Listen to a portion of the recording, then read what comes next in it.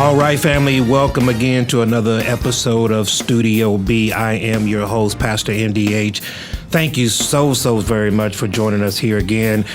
Make sure that wherever you're joining us at, Facebook, Instagram, Twitter, or YouTube, you like, subscribe, follow, and even comment so that you don't miss one episode of what's going on here on the set of Studio B. I have in the studio today on set a very special person, Miss Deborah E. Thomas. I'll give you a little bit of background about her for those who don't know. Let me just kind of start off with the obvious. This is my mother. This is the woman that birthed me into this world some 47 years ago. And we've been having some conversations over the last few weeks, and I thought it would be very powerful for her to come on to the set of Studio B and share some of the experiences in life that God has allowed her to go through. Many of you guys have heard my story before. I've talked about her at great lengths anytime that I teach and preach or whatever the case. Many people know my mom and have heard about our story. So I thought it would be beneficial to bring her on so that she can share some of this wisdom that God has allowed her to get in life. So let me just welcome to the set today, Miss Deborah E. Thomas, my mother. How are you doing today? Actually, I'm doing very well. You're doing very well. She's a bit nervous, but she's going to be all right. But I wanted to bring her on today to talk about some issues and things that are going on in our world. As you guys have heard me say on many of occasions, this is by far the strongest woman that I've ever known because I've seen her go through so many different things as a child growing up as a single parent and doing the absolute best that she could in order to make sure that I didn't miss anything in life. I can remember very vividly, 1-2 jobs of making sure that whatever my heart desired, she would do her best in order to get what I needed, and even more than just what I needed, what I wanted. So I have great admiration and respect for this woman, more than I could possibly even communicate. This woman has been an absolute pillar in my life for the last 47 years. But she has some stories to tell and some life lessons by which to share, in which I have personally gleaned from over the years. And so I thought it beneficial for you to come on and share some of those life lessons. So my dear, tell me a little bit about, and I call her my dear. That's my little nickname for my mom, is my dear. So tell me a little bit about your life and your upbringing. Well, actually, I was raised with 8 children, my mother and my father. When my parents separated, I think I was 11. But I had a real great foundation for life. My parents, my grandparents, I was raised in church. We always went to church. But, in my house was a lot of love. My mama always taught us that the world could be against us, but our family was with us. And we don't choose our family. We have to just accept who they are. So what was life like growing up with 8 other siblings? Because that's my grandmother. She had, you grew up with 8, but she actually had 11? She had 11. I lost 2 brothers and a sister as infants.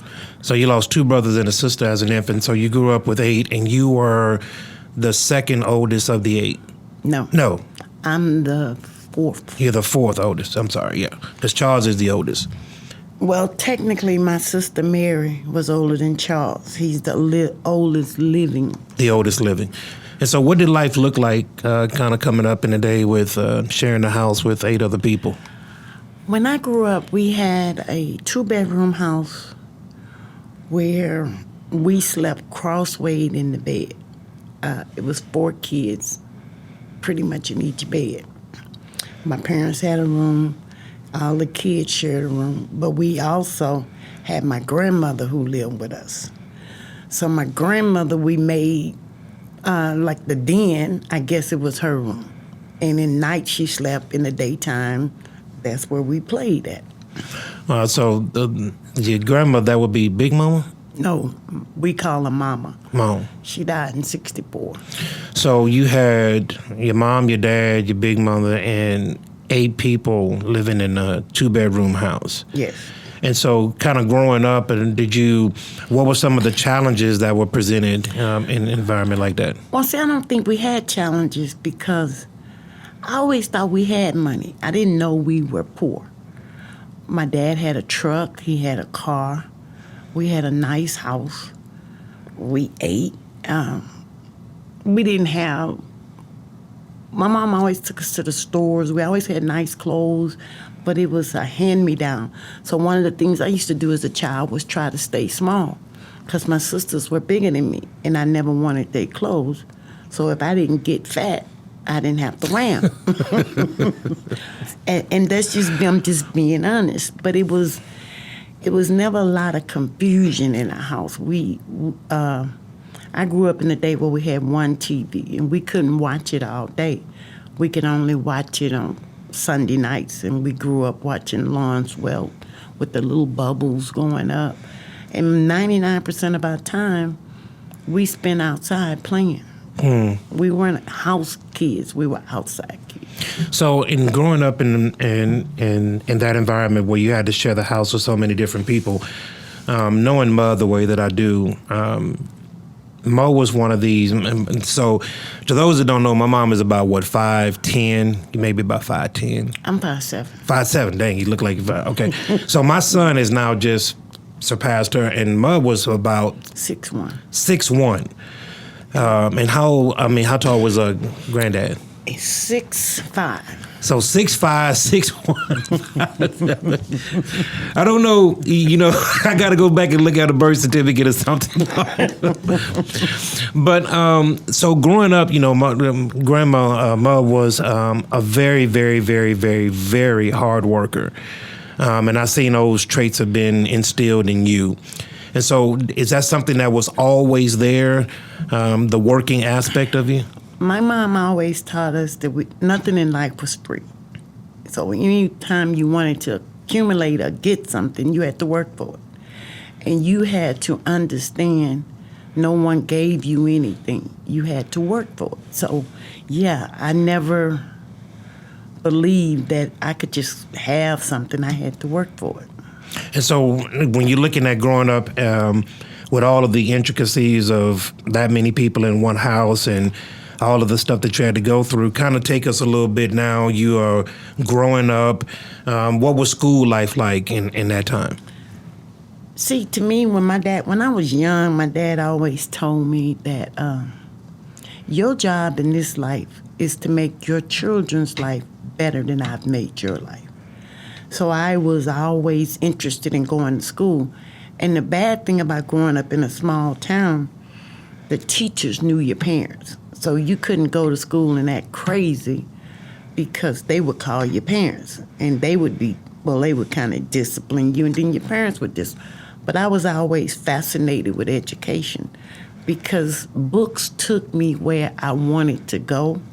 And I was a dreamer. I remember when I was probably about 9, my brother and I made a sailboat. We were going to sail away. And I was just following some of the dreams and stories I would read. So I was always a learner. I wanted to learn. I wanted to and I understood, especially when we came to Houston in '68, because when I first started school, I went through desegregation. I know what it was like to be forced to leave a school that you were very comfortable and had to venture to a school where you were unwanted.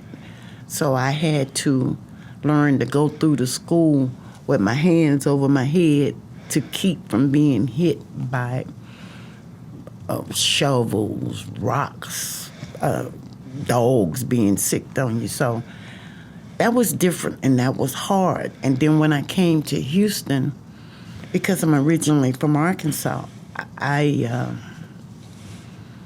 remember the colored signs and whites only and this and that, and I just couldn't wrap my head around why we couldn't belong. So I would read about it, and education was always important to me. So Arkansas, so how do we get to Sharino? My father is from Sharino. My grandmother was from Arkansas. So I guess in the transition, they left East Texas and went to Arkansas. So I spent probably the first 6, 7 years of my life in Arkansas. Then we came back to Nacogdoches, which is in East Texas, when my father's parents failed and they helped. He came back to, I guess, help with his family. Now, Granddad was in the Army, right? Is that right? He was in the Army. And so you came down to Houston in 68? Yes. Permanently? Permanently. Okay. And so when you kind of coming through, and this is a perfect segue to where we're going to try to get to on this podcast, because I've had conversations with my mom at length, especially over this last year, the last couple of years with all of this, this environment that we find ourselves in now. And I have a direct source of somebody that has gone through segregation, that has gone through the rigors of racial injustice at a high level, at a very, very high level. And so because I have somebody that I can glean from, and even with my grandmother, you have people that went through the actual struggle of civil rights and bringing us from where we were to where we are right now. And so how has that shaped your views going through those particular struggles? How has that made you stronger? What kind of views has that given you in life? I think for me, what it has always given me, like I said, I've always been a dreamer. And in order to get to where that dream was taking me, I needed a door. And I've always, even when I started early in my career, I was always able to connect to someone to take me where I wanted to go. And back in the early 70s or whatever, people would consider that brown nosing, but I considered it an opportunity to go through that door. So a lot of times people would say, well, you think you're all of that and you doing, no, I'm doing what I want to do to get to where I want to go. So now let me give this. My mother didn't give me excuses. I was not raised in a house where I could lean on excuses. It was get it done. This is the job. Make it happen. Because that's kind of the way that I saw my mother operating all of my life. And so I didn't have these things by which to lean on. So if you failed in life, you need to look at what you did to cause you to fail, go back and fix it so that you don't fail again. That's kind of the environment that we grew up in. But coming up as a single mother, coming up and you had me when you were 16. Yes. 16 years old. Talk about what that was like, having a child at 16 years old. I think for me, having a child, a lot of people think it was this whirlwind romance. It wasn't. It was wham, bam, thank you, ma'am, left you with a present. Mm-hmm. But I also think what really helped me move beyond that was my dad always said you can't make a man a man. A man has to be a man. So if something doesn't want you, own up to what you've done, take responsibility for what you've done, and don't forget who you are, and move forward. So 16, like I said, I excelled in school. The opportunities were there. And I had to look at my life and realize that I had gotten off track and how to get back on track. Well, the good thing, my mom, who worked days, was willing to switch her job and work nights to give me an opportunity to go to school and come home and take care of my son. Well, because I had so many people in the house, I understood I was bringing something in that needed to be fed and clothed and all of this, and I wasn't contributing to the financial end of the house. So when I turned 17, I got my first job. And then I started providing the financial part that I thought would help my household. And my mom was real supportive. And when I graduated from high school, I graduated in the top of my class. I had a full scholarship to different places, but unfortunately I couldn't take those opportunities because I had a child. So I went to the University of Houston, and it wasn't easy, and I don't want to tell I don't want people to think it was a glamorous job. It wasn't. I worked at Church's Chicken. I would leave because I didn't have a car. I would leave home at 6:30 in the morning to catch a bus to go to school. Go to school from 8 to 1.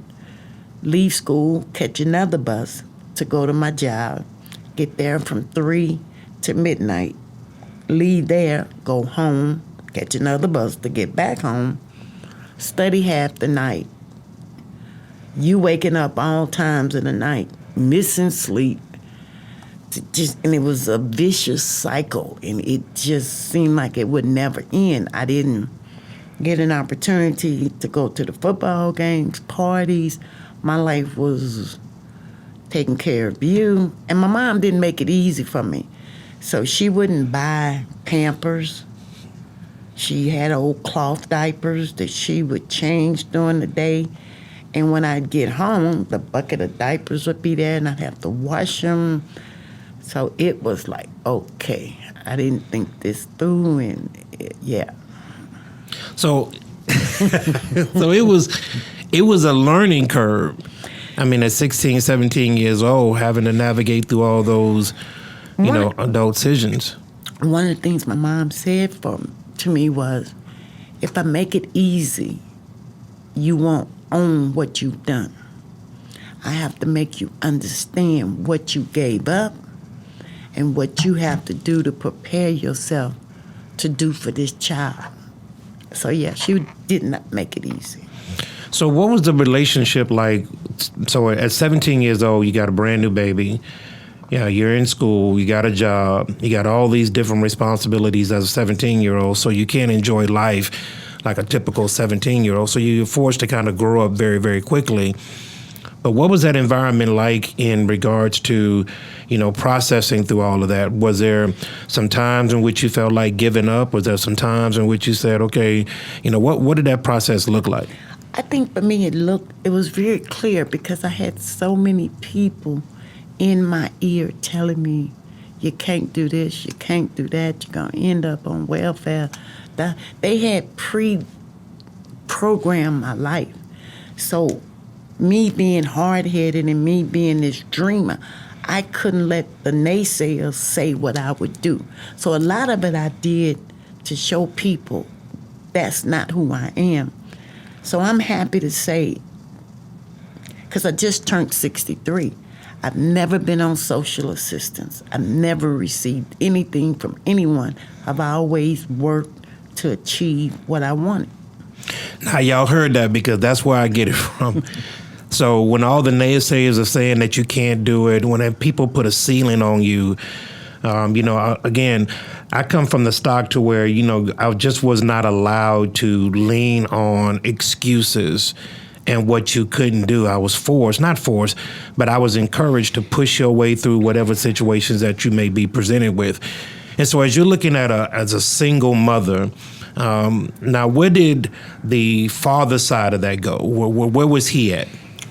It's like I said, it was a one-time thing. And you can be, when you're young and you really don't understand a lot of things, and you've come from this environment where you thought life was good. You saw your parents, you saw your grandparents.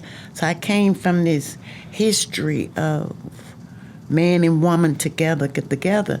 And the reality realized I didn't know what I was doing. It definitely wasn't love.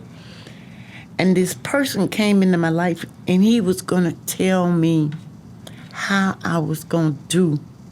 And my mindset was, no, that's not what I'm going to do. So I didn't feel as though I needed to chase him. I just simply said, this is not what I want. And I walked away.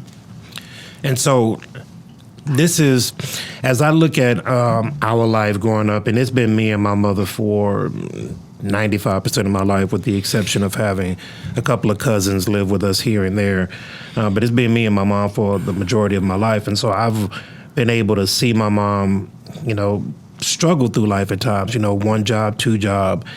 I specifically remember in 9th grade in high school, we were living off of 529, and I came home and you were in the bedroom and you said that you had lost your job. And by the way, that's when I first learned to cut my hair, because I was supposed to get my hair cut that day. And instead, my mom went out to the store and bought me a pair of clippers and told me to get at it, learn it.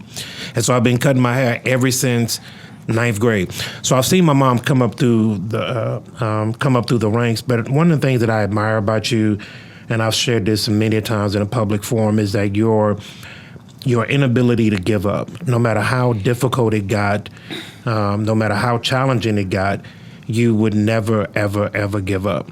And then you wouldn't let me give up. So kind of talk about some of the things that it took for you to overcome those major obstacles in your life and get to a place to where you are now. Well, like I said, I was really influenced by my mom, and my mom would always say to me, "You giving the people what people want. They don't want you to succeed. So just because you got knocked down, just because you got taken off the road you were on, pick yourself up, stand yourself up, look up, because you can never find anything looking down. Shake yourself off and keep pushing." Now that's my dear, we hear that a lot, but isn't that sometimes kind of hard to digest when life keeps throwing you curveballs and you have to keep picking yourself up? Doesn't that make it kind of difficult to continue to go on? I think it makes it difficult if you don't buy into it. You could feel sorry for yourself. You could just say, well, I can't do that. But what happens when you do that, you lose who you are. So if you spent your life chasing these dreams and then you got on the wrong road, I didn't see I would always see the sun rising. And my mom used to have this saying, even if it's raining, she promised me the sun was shining somewhere. So you couldn't see the sun if you just got bogged down in the rain. So my grandmother, God rest her soul, God bless her, she went on to be with the Lord a couple of years ago. In 2018, right after my brother passed and my uncle passed, right? So about like 3 to 5 months, we had a series of about 3 deaths, one right after another. And God took her home to be with him. And I can specifically remember going up to Texarkana every single summer at 12 years old. My mom would, as soon as school ended, the next day I would be at the Trailways bus stop downtown by 45, getting put on the bus by my mom to head down to Texarkana. It was the joys of my life. At 12 years old, I was taking a 6-hour trip by myself to head to Texarkana and visit my grandmother every single year. And so she was a dear person. But talk about some of the deep lessons that she instilled in you. I know you talk about that, but it's like when I started to accomplish things and when I started to get stable financially and she could see the growth, she would say to me, "I know you've done so much, you've done without. So when school is out, send him to me. Enjoy." So I look forward to it. Yeah, you really look forward to it. Because for 3 months, I could just do me. Yeah. The next day after school was over, I was on a Trailways bus. Because it wasn't like my mom ever gave me that opportunity to just say, "Here, I got you, baby, you do." But she saw me struggle and she would say, "You know what? The day school is out, put him on the bus. I'll meet him at the bus station, and you can have some time to yourself." So to me, that was like, okay, I can keep doing what I'm doing because I know the day they ring that bell, I'm going to ring it downtown. But, that was one of the great, because when I got to my grandmother's house and all of my cousins who are watching right now, everybody know this. My mama knows this. My grandmother's who's watching from Glory right now knows this. I was her favorite grandchild. So I absolutely enjoyed those times of going down to Texarkana for 3 months and being with my grandmother. She let me literally do what I wanted to do. She took me to work with her. I used to bus tables at the restaurant that she used to waitress at. So we had a lot of bonding moments with my grandmother, and God bless her. I miss her dearly even to this day. But she was one of those ones that worked very, very hard. And so I can't exercise enough. Like when I came up, my mom gave me everything that I could possibly want, but she didn't give me the off-the-hook option. And so you got to get this thing done. Okay, life done threw you a curveball. You didn't expect that. Now, what you going to do, decide what you're going to do and move on with it. So how has that benefited you as a 63-year-old woman right now? Are you still drawing from some of those life lessons even today? One of the things I understand, and people need to understand, when you can own the mistakes, not blame other people for what you did, when you can look in the mirror and be comfortable with the person that looks back at you, knowing that a lot of things were thrown my way. I struggled, I staggered, but I never gave up. So what gets me, I remember, like I said, I was raised in church. I wasn't given an option to go to church. And a lot of times in my younger years, I knew what a church was, and, I used to always go to the church. But it was an incident that happened to me in 1992. I was young, life was good. I got diagnosed with cancer. Now, I didn't share it with people. You were in the last year of high school. And I lost four hours of my life because I didn't understand. I even tried to convince the doctor to tell me I had something else. During that same week, I had a car, and I had put the car in the shop, and I had taken the car out of the shop, and I had spent over $4,000 to get that car out of the shop. But I was going to work on 59, and as I was traveling 59 in the heat of traffic, I was in the left lane. My car stopped, and I had just picked it up that morning. And I know it was dead because every light on in that dashboard came on. But somehow my car just maneuvered across the street, and I remember exiting on Greenbrier, and there was a Texaco station. I don't know what's wrong with this car, but I'm hot, I'm mad. I spent all this money, and this car don't just fall dead. But I get out of the car, and this guy come up to me, and he says, "What's wrong with it?" I don't know. He said, "Pat it 3 times." I'm like, okay, that don't make sense. Okay, but I did, and it started. And I looked for the guy, but I couldn't find him. So I got back in the car, and I drove on to work, and I got to work. And I called my girlfriend because the place that I picked my car up hadn't opened. And I was about to tell her with some choice words what had happened to me, and they could have taken my life. This voice came into my ear, and tears came to my eyes. It said, "If I wanted you, I could have took you then." And that was like, wow. So growing up in church, listening but not really understanding, it became real to me. Mm-hmm. So I went back to the doctor to go through the treatment that I had to go through. And I remember the doctor asking me, "How has your attitude changed?" I said, "Because something told me that I wasn't going anywhere. My life was going to continue. I had to learn to be grateful for where I was because money was good, and I had forgot. I had lost that spirit of being thankful. Mm-hmm. But it's a spirit that spoke in my head, and I remember talking to my uncle, and he said, "That was the Lord speaking to you. And that person that told you to pump 3 times, even though you didn't realize it, was for the Father, the Son, and the Holy Spirit. You had put all your faith in the fact that you had spent all this money and you thought you were moving, but you were going nowhere without the Lord." Let me set the scene here. I often say that as adults, we are simply living out our childhood. We are unconsciously, most of the time, living out stuff that happened to us as a kid later on in our adult life. And most of the time, we don't even know that we're doing these things. I just heard something today that I've never heard before. I am 47 years old, and right here on the set of Studio B, I just heard for the first time that in 1992, my mom got diagnosed with cancer. I've never heard that. She's never shared that with me.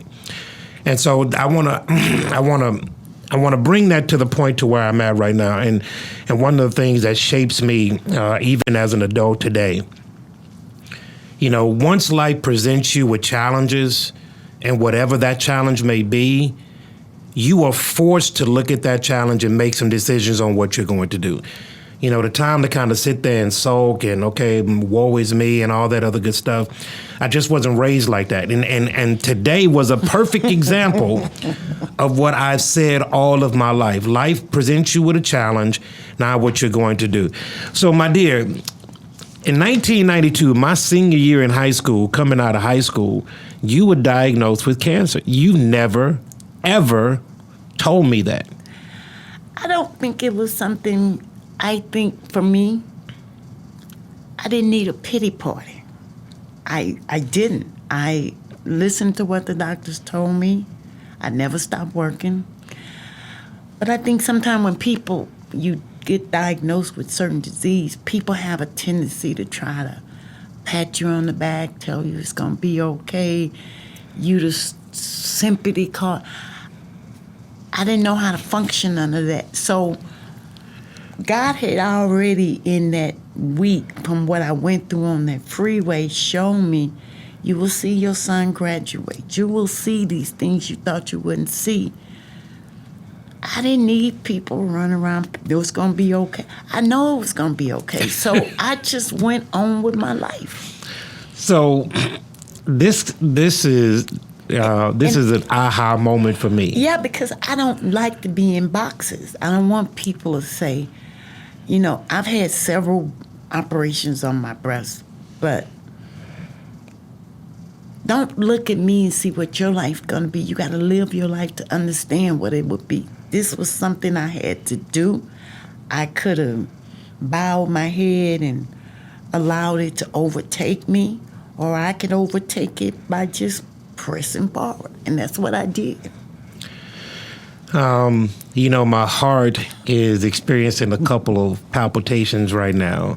One is it further solidifies in my heart how strong you are as a mother, and just kind of seeing how you handle life, which that attitude which transferred to me, that gives me a greater appreciation for it. But then two, there are things in which life kind of throws our way and kind of rocks us for a bit, and then we just got to sit back and kind of, okay, now get a plan of attack on what we're going to do. Here, 28 years later, we're in 2020. That was in 1992. If my math is correct, that's 28 years later. I heard that my mom got diagnosed with cancer. So I want to ask you this. As we were growing up in our house, I know one of the things that motivated you to succeed is the limitations that people placed on you. Now, I've seen you go from a single mother to a graduate of college to being at the top of your industry, just climbing up the corporate ladder. And I've been able to watch this all throughout my life. So I know that was a motivating force when people would put a limitation on you. But what other things did you have in order to motivate yourself to succeed? Like I said, I used to spend a lot of time with my dad, and my dad said you will never accomplish things if you don't have a plan. So I always have had a plan. And he always would say, you got to understand where you want to go. You may have to tweak it, turn it, and sometimes you just got to stand still, and understand you're not going the way you want to go. Look at what you've done, be honest with yourself, and then put one foot before the next and just keep moving. Now, let me tell you about an incident, and my mom will remember this. We was on North Glen, and I came home right off the football practice, and I had missed varsity that year. And I came home pretty upset and yada, yada, yada. My mom, my mom didn't give me a shoulder to cry on. She didn't say it's gonna be all right. None of that other good stuff. I didn't get that pep talk. Everybody, here's what she said: what can you do to get better? And it was one of these kind of things where I'm at the low. Okay, I was really planning on making varsity that year, didn't make it, and then she tell me just simply, "What are you gonna do now?" And it was 30 years later, 31 years later, because that was when I was a sophomore. I can still remember that conversation down the hallway of our house. I can still vividly remember I'm going into my room, you're coming out of your room, and we're crossing each other in the hallway of the house. I specifically remember those words about what are you going to do now? And it's even in those moments that I glean from now and I say, okay, how do I enhance my life with the problems that I'm going through? Now, let me just say this. That's why everybody, I look at life differently. I look at life through a different lens. Yes, there are challenges. Yes, there's stuff we got to do. Yes, there's problems in the world. But the person that is most responsible for where you are is the person looking back at you in the mirror. That's a lesson that I could not get away from early on in life. She just would not allow me to blame anybody or anything for where I was. And I greatly appreciate that. Well, one of the things you have to understand, when you don't own responsibility and look at yourself to be accountable for what you've done, your whole life is based on what somebody tell you are, because you look for them to pick you up. You look for them to keep you up. So you always up and you never fall down. You can't just go floating in the skies. You got to look and say, whoop, I failed, but how do I get back up? And people can't pick you up. That's why I try to, even when I talk to my granddaughters, because I'm so proud of them, because they did what I was not able to do, was graduate from high school with no children. Thank you, Jesus. Praise God. No, but that's encouraged. I try to encourage them by telling them I'm grateful you didn't duplicate what I did. So I'm thankful for that. But I think you have to understand, just because you get beat up don't mean you can't keep going. So if you I try to, and I tell you this all the time, I can't surround myself with negative people. My glass is always half full, it's never half empty. So I'm always looking to continue to put into my cup. And if you take it out of it, you drain me. So I remove myself from negative people. Now, my mother's a grandmother of 4. Now, she led into that segue, so I'm finna follow it. Grandmothers now with their grandkids get to do the big do-over. So, now my kids are, reaping all of the benefits of the life lessons learned previously up there to it. But I would often call my mom and say, hey, I need you to call Bum. I need you to call Markayla. Those are my 2 kids that are in college right now.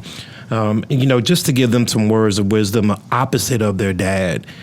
Because, we have tried to do things differently and trying to instill that same sense of work ethic that I had put in me. But there's a different era now, Mom. There's a different era that you can't blame nobody. You're the only one that is responsible for where you are.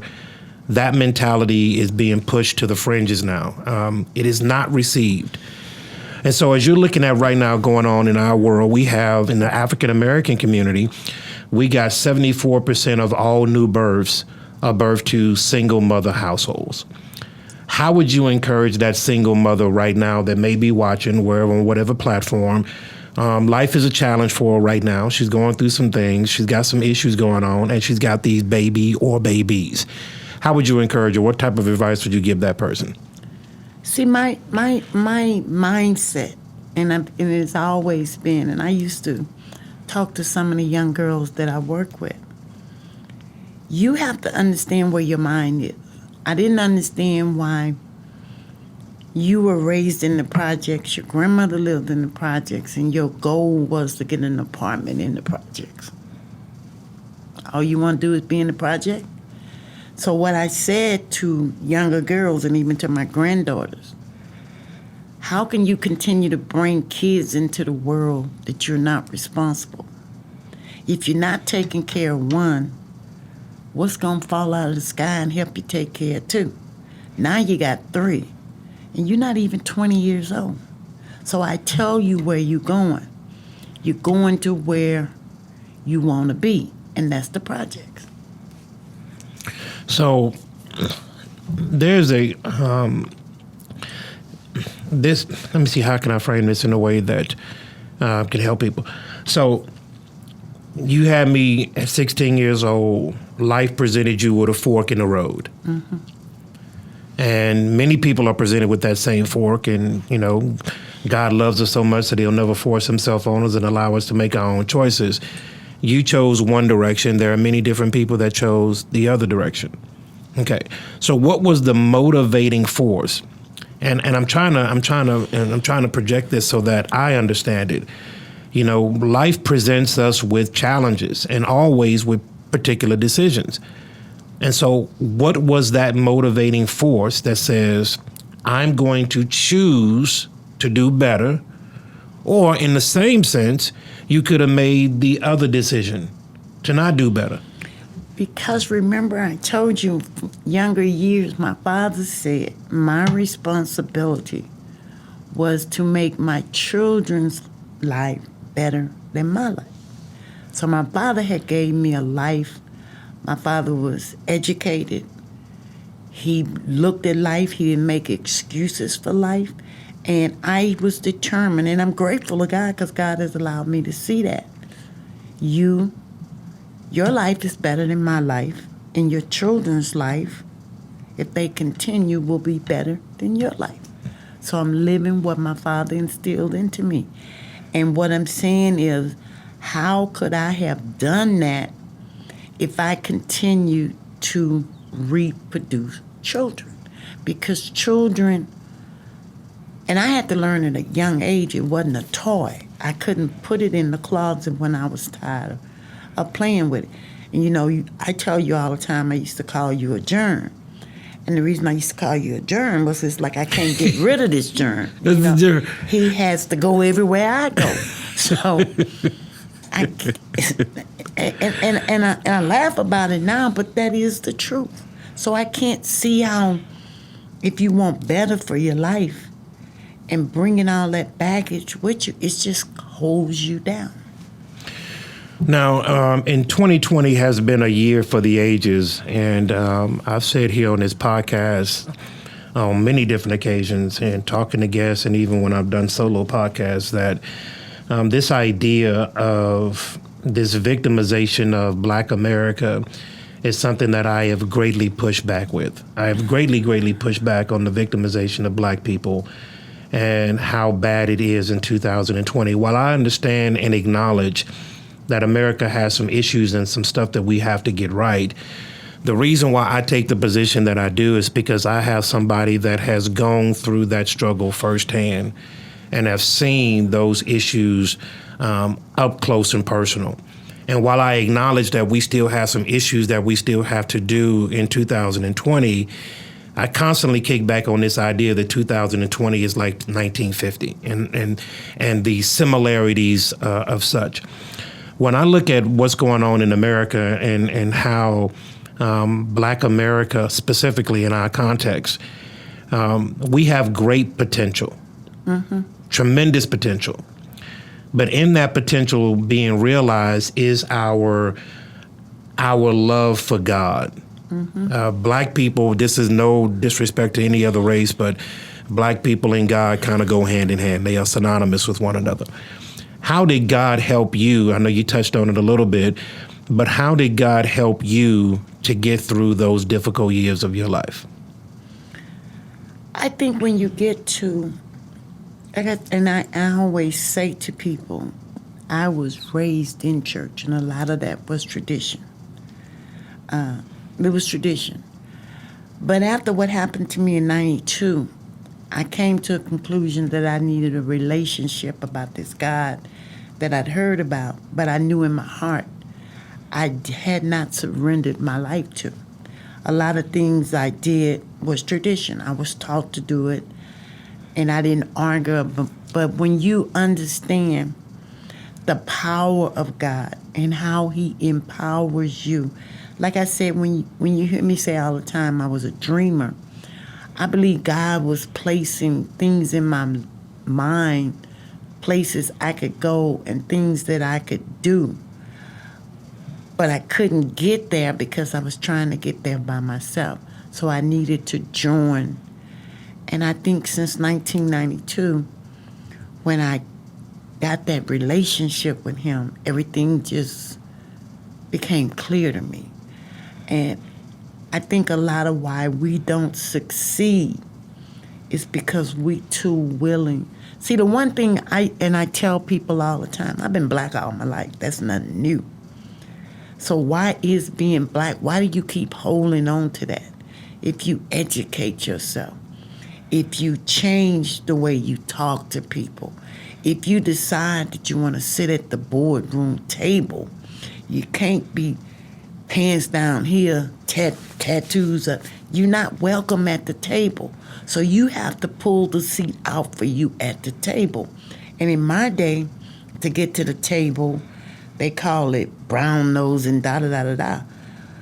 Whatever it took to get to the table. And once I get to the table, I want to be engaged at the table. So if I don't have anything in my mind other than the hood and what's happening on the corner in the club, I won't be at that table. And I can't blame nobody because I'm not at the table. You choose to pull your clothes down. You choose to tat yourself. Those are choices you make. And I've learned in my life, whatever choice you make, always think, what's the worst could happen to me? And if you can deal with the worst, do it. If you can't, stop and think. I don't need to do that. Now, that lesson has been instilled in me. Get to the table. Get to the table. You can't change the paradigm. You can't change the situation if you're not sitting at the table. And Black America has been given tremendous opportunities to get to the table. I thank you because, looking at you over these years and just watching you, you don't know. I mean, you know, because I tell you this all the time, but you have impacted my life in great ways. I'm a lover of reading. I love to read. When you come up to my office, 70% of those books in my office I have read. I thank God that has been translated down to to my son, your grandson, because he loves to read as well. Because that is a gateway to society. That is a gateway to the unknown. And so I want to thank you because, my dear, being 47 years old, I told the story goes that it was on my 27th birthday when we were at Razoo's, my 27th birthday, that I found out my dad's first name was Cornell. That was my first time even hearing his name ever. I'm 47 years old. I've never met him a day before in my life. I've talked to him twice. And in those conversations, it did not bring to pass what I was hoping. And so what I've learned to do in 47 years of living is channel that aggression in a very positive way. And the way that I've done that is to ensure that my 4 kids would never have to go through what I've done. But in that, my dear, I think I have overcompensated in some areas of my life. My mom will tell you that I'm very protective of my children, my daughters. So I have overcompensated in trying to make up for that, what I thought was a void. And you did the absolute best job that you could as a single mother raising me up. I never missed a meal. I never went to bed hungry. I never slept outside. You did a tremendous job. And so I want to ask you this question. You being who you are, what is that one piece of advice that you would give, not even to a single mother, not even to a single lady, but just what's that one piece of advice that you would just give to somebody in general about life, how to make it through life? I know you talk a lot about the absence of your father, and you've heard me say, if I couldn't add to it, I refuse to take away. Maybe I misjudge, I don't know. I saw no value. So what I say to people, you have to listen to the inner side speaking. You can be a party to something just to be a party to make the party better. But if you're not complete, you're living in a dream world. And I deal with reality. I don't know whether my decisions were right or wrong, but in my heart, I felt as though they were right. I tried to fill those voids with people that I had come in contact with over the years that I thought could bring value to your life.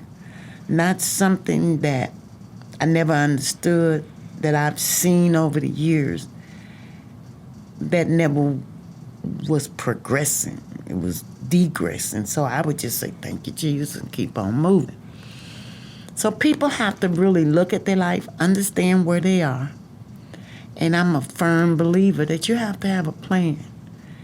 And your plan may not work initially.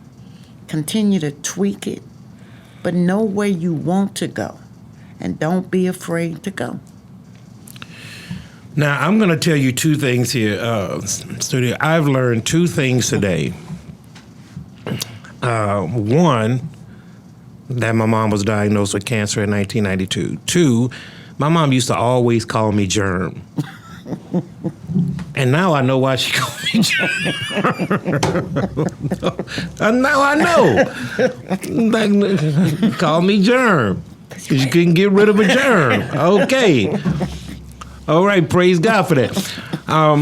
But when you said something about what happened to you in 1992, you know, as my wheels are turning, man, God is just an amazing God. When, you know, the Bible talks about that we have entertained angels and we have been unaware.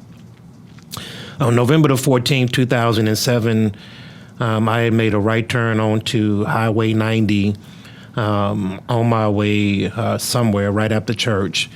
And right above 90 and Fondren, I had hit the median in my Tahoe, and I had flipped my truck 3 times. My truck flipped over 3 times and was literally hanging off of the edge of the overpass of 90 and Fondren. The interesting thing about that particular accident is that every single Sunday, all of my kids would jump in the truck with me to head home. But on this day, for whatever reason, well, we know the reason, but none of my kids were with me. And so when my truck flipped over those 3 times, my passenger side door, which is where Vinchelle would normally sit, was completely ripped off. And my passenger door was bent in 2. And so where all my kids would have been sitting, those doors were ripped off. As my truck flipped over those 3 times, windows smashing and everything, I can specifically remember that there was no cars coming. And as I crawled out from the bottom, my truck was on the side, I crawled out. From the other side, I saw this gentleman come to me. No traffic on 90, and anybody that knows 90 knows that there's always traffic on 90. But I saw this man come across the road, and this man placed his hand on my stomach. I specifically remember this. And he told me to sit down. And when he did that, he told me to rest right there on the rails. My truck is sitting there all busted up. And then here come the cars. They're coming and trying to avoid the accident. When I look up, this man was gone. Now, I've gone over this particular scenario in my head 1,001 times. This is not something that I dreamed. I didn't hit my head. I wasn't hallucinating. I clearly see the man come over there. I clearly felt him touch my stomach. I clearly heard him tell me to sit down. And then when I look up, he's gone. And literally 30 seconds later, an ambulance is driving up. I have on a white suit. This is in my days of white suit, y'all. I have on a white suit, and they take me down to Memorial Hermann. And in the ambulance, they're securing my neck, put me on the gurney and all that other good stuff. I get down to the emergency room, and the doctor says, wow, there's not a scratch on you. He says, you know, your suit's not even dirty. And when I think about what you just said about that moment when that guy told you to pump the brakes 3 times. I think about that in my own life, that God was covering me because he has a particular plan for our lives. And that plan will never, ever, ever, ever not come to pass because God has his hand on us. And my dear, today has been a blessed day for me. We're going to talk offline, everybody, because this is my one and only mother that I absolutely love dearly with all of my heart, my mind, and my soul. So let me ask you this last question as we bring this to a head. As a grandmother, you're in a different space now. Mm-hmm. You know, your son is 47 years old. He's got a wife and some children. What's life like for you now at 63 and a grandmother? Well, I think life for me now is 63, grandma, all this good stuff is it's good. I think sometimes when I look at my grandkids, I remember a few weeks ago talking to Benchelle, and she's telling me, I'm all caught up with my work. I said, well, Benchelle, how can you be caught up? Maybe you are where the class is, but you're not caught up. So a couple of days later, she called me. She said, Mama, they gave a test, and if I hadn't have listened to you, I wouldn't have passed that test. I said, you don't ever get comfortable thinking you caught up. You got to stay ahead. So I don't beat them.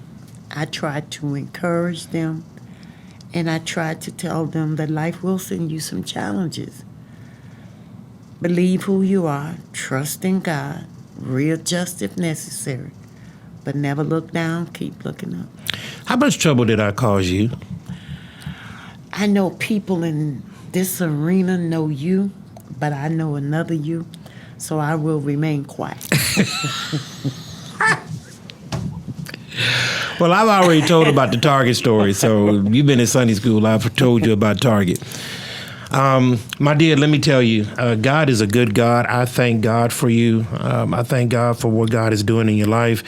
I thank God for that spirit of tenacity that you've given me and being able to break through barriers. It has greatly benefited me in my own life and my own family.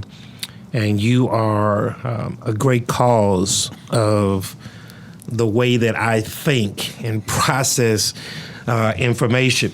So, my dear, my mother, Deborah Elaine Thomas, I want to thank you for coming on the set of Studio B. It has been an absolute blessing. It's been enlightening. It's been enlightening, informative. There will be some off-air discussions here very shortly. But I want to thank you in all seriousness, my dear, because I have, as I said before, I have watched and gleaned the lessons that you've taught. And so I want to give you just a couple minutes to express whatever's on your heart. Encourage somebody right now that may be watching us. What I would say to anyone, number one, understand who you are. Don't try to always be true to the person in the mirror. Understanding that we all can get off path, but we have to keep looking up. And sometimes even if you have to prop yourself up, you just don't get to the point. And always, if I can say something to everybody, remove negative people from around you. They will drain you. They will never get you where you want to go. You have to surround yourself with positive thinking people, and no matter how bad any situation is, learn to laugh at your mistakes and keep that laughter moving, and you will keep moving. So, Miss Deborah Thomas, thank you so much for joining us here on the set of Studio B. I don't want anybody to ever call me Germ again. I will absolutely abhor that name now because I know what it means. I'm gonna call one of my kids germ now. So God bless you, everybody. Thank you so much for joining us here on the State of Studio B. I want to thank you from the bottom of my heart. This is episode 26. You guys have been walking with us now for a little over 6 months. Thank you for all of those who tune in, all of those who subscribe. But I need you to do me a favor. I need you to go to our YouTube page, and I need you to click subscribe, and then click that bell right there to the right to make sure that you don't miss one episode here at Studio B. Stay informed, stay encouraged. God loves you. We'll see you next week.